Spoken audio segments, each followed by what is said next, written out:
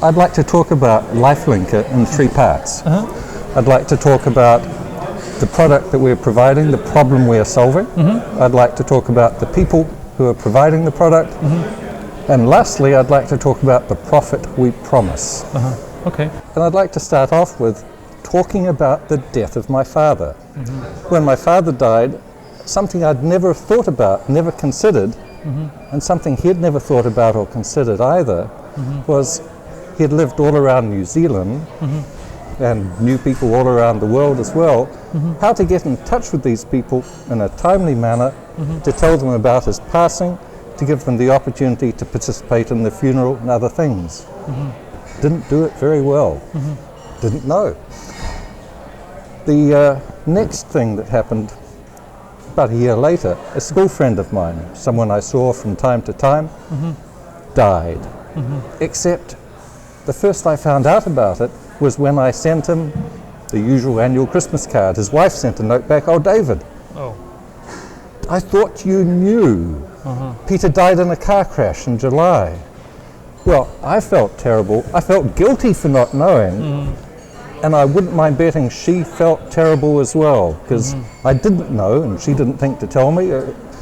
We can't wind the clock back, but it made me resolve there's got to be a better way. Now, it's kind of sort of counterintuitive, because these days we are surrounded by so many different communication methods and media. You know, for example, now only a few minutes in and can't avoid talking about Facebook. But Facebook is great for things like my date last night. If we want to go even more trivial, we then have Twitter and what I had for breakfast this morning, what I read last night in Goodreads, oh, I just got a new job offer on LinkedIn, and all the other stuff and all the other things. But where do we go to when we want to find out about or tell about the deaths of people in our lives?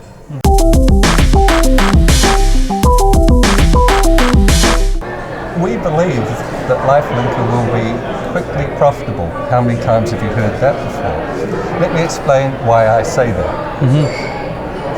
Now, oh hell, it doesn't look very clear. There we go. We'll actually be giving away memberships to, we expect, probably about 95% of everyone, but that doesn't matter, because we'll make good money from the people who do buy memberships, and everyone will be providing us additional income through various other sources.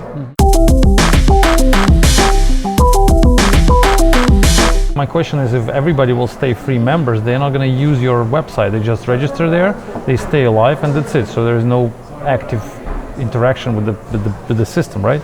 You might think so. Yeah? But I'm wrong? well, maybe. Just show me how they will. What's the purpose of getting back every day or every month or whatever? Those 90 odd people that they have on their contact list, they are going to be dying as well. Yeah. Let's say on average 3 or 4 people die a year. So there's 3 or 4 interactions that way in the first year. The next year we'll be also sending them out suggestions for memorial notes for those 3 or 4 and the other 3 or 4. Plus also remember that LifeLinker can be used not just for death, but for other things as well. Weddings, graduations, anniversaries, anything that people choose to use it to share information with. Why they can use Facebook for that? I'm just thinking, as an existing platform. Well, as I understand Facebook, you can't control your followers. You can't send outwards in a directed manner. You can have people pulling the information from you, but it's harder to push to them. And also, I don't know about your Facebook friends, but mine besiege me with so much trivia every day that I kind of sort of switch off from much of this. This is something, and if you think when we're talking about Twitter is what I had for breakfast, Facebook is my hot date last night, this is beyond those two things. It's not something we'd use a dozen times every day, although we do have a messaging service built into here as well. It would allow you to send messages to other people if you wanted to, if you wanted to make this your home rather than other places. It's for more momentous things. It's for the equivalent of the the letter at Christmas time. Some people like to include a letter in with their Christmas card.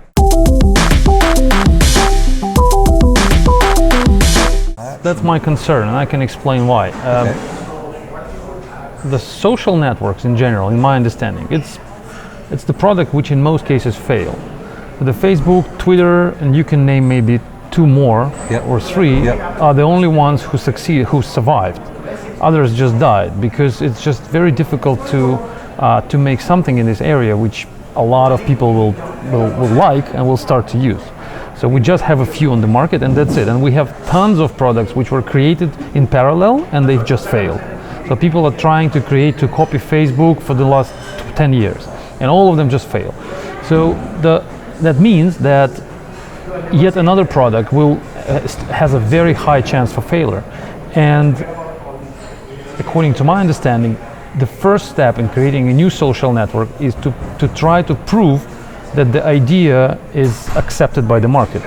So instead of spending $150,000 plus 20 plus something more on creating something beautiful which looks nice and really good and it looks similar or close to modern social networks, instead I think we need to, anybody, not just you, but anybody who wants to compete with, not compete maybe, but create something in parallel, we need to spend $10,000 and create something and drop it on the market and see the reaction.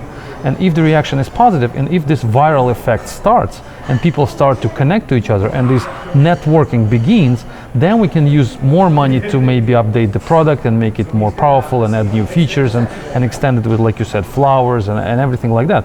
But before we get the reaction from the market, we're basically making the situation worse and worse if we throwing more and more money into development, into creating the software.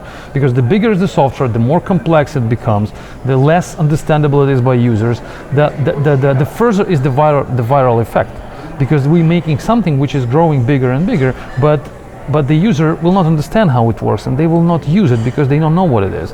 So we need to give them something which has 3 buttons and 2 screens, like Instagram started, like Facebook started, like all of them started in the beginning, like Twitter started. It was like really small project when you could just type a message, click enter, and you see other messages from other users. That's it. So something similar should have been created in this case as well. So something which you drop on the market, you have your list of potential customers, email them and say, hey guys, I created something which you can use and see how they react. If they react positively and the viral effect starts, then you get the money and you raise more and more, and then it will be easy to discuss. Because right now we are talking about it's 100% gambling, it's 99% gambling. So in 99, the chances to win is 1%, maybe even less, because like I said, we have a quite big product. I can imagine how big it is if it's $150,000 spent. So it's quite big, maybe not a monster, but a big product.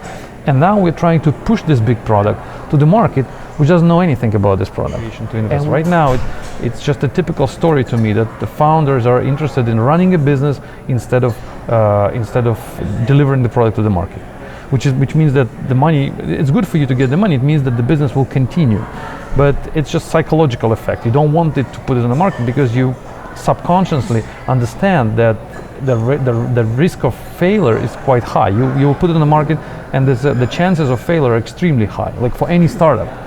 And some people, most people, me, myself as well, we're just afraid of that. We're trying to somehow avoid that, you know. But that's what I don't like.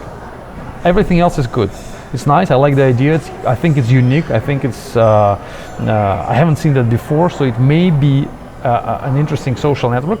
Maybe about the product I can give my comment that maybe you will need, any startup may have a pivotal moment when you just turn around and do something a little bit different. Yep. So in this case, maybe that could be changed to a Facebook app instead of a standalone site.